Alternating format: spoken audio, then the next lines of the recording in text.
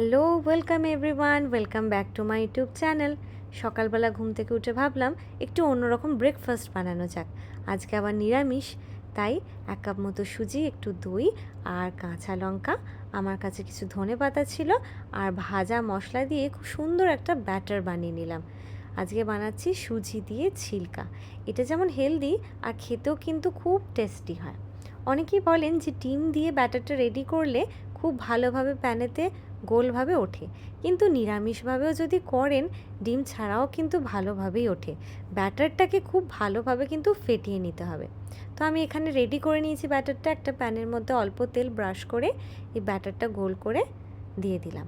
একটা পোর্শন খুব ভালো করে কিন্তু ফ্রাই হতে হবে, তারপর উল্টো দিকটা ফ্রাই করে নিতে হবে।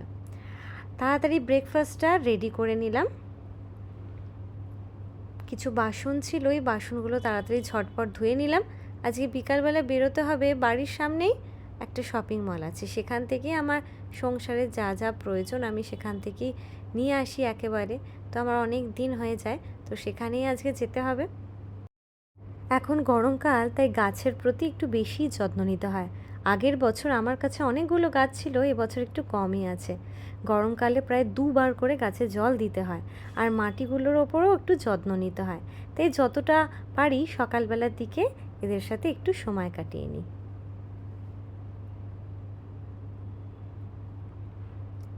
তাড়াতাড়ি স্নান সেরে পুজো করে নিলাম। আজকে ফল হারিনি, কালী পুজো।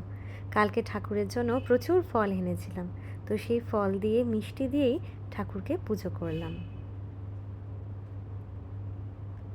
গতকাল একটা ছবি এঁকেছিলাম, আর এই ছবিগুলো যতটা সম্ভব আমি এদিক ওদিক সাজিয়ে রাখি। চলুন, বিকাল হয়ে গেছে, এবার বিকালের জন্য রেডি হয়ে নিই। তাড়াতাড়ি রেডি হয়ে নিচ্ছি, কারণ বাড়ির হয়তো খুবই কাছে, গাড়ি করে যেতে 15 মিনিট মতো সময় লাগবে, কিন্তু ফিরতেও হবে, ফিরে সব জিনিসপত্রকে আবার ঠিক জায়গা মতো গোছাতে হবে। বেরিয়েছিলাম প্রায় 5:30টার মতো সময়, তে আকাশে অনেকটাই আলো ছিল। চলে এসেছি আমরা। এই শপিং মলটার কালেকশান আমার খুব ভাল লাগে।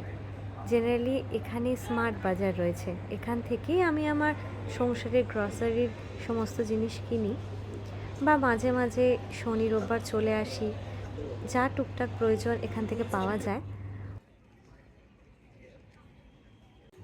আবারও বললাম, এখানকার কালেকশান খুব ভালো। প্রত্যেক সপ্তাহতেই কিছু না কিছু কালেকশান এতে চেঞ্জ হয়, অনেক কিছু নতুন আসে। বাড়ির যা যা প্রয়োজনীয় জিনিস এখানে সব পাওয়া যায়। এই জিনিসগুলো দেখুন, এত সুন্দর দেখতে যে আপনাদের না দেখিয়ে থাকতে পারলাম না। আজকে এখানে একটু বেশি ভিড় হয়েছিল, যদিও বা আমার খুব বেশি জিনিস কেনার ছিল না। ক্যাশ কাউন্টারের দিকে তাকিয়ে দেখি লম্বা বিশাল লাইন পড়েছে। আমি তো আগে থেকেই লাইনে দাঁড়িয়ে পড়েছিলাম। আজকে তাহলে ভিডিওটা এতটাই থাক, বাড়ি ফিরতেও বেশ সময় লেগে যাবে। দেখা হচ্ছে নেক্সট ভিডিওতে।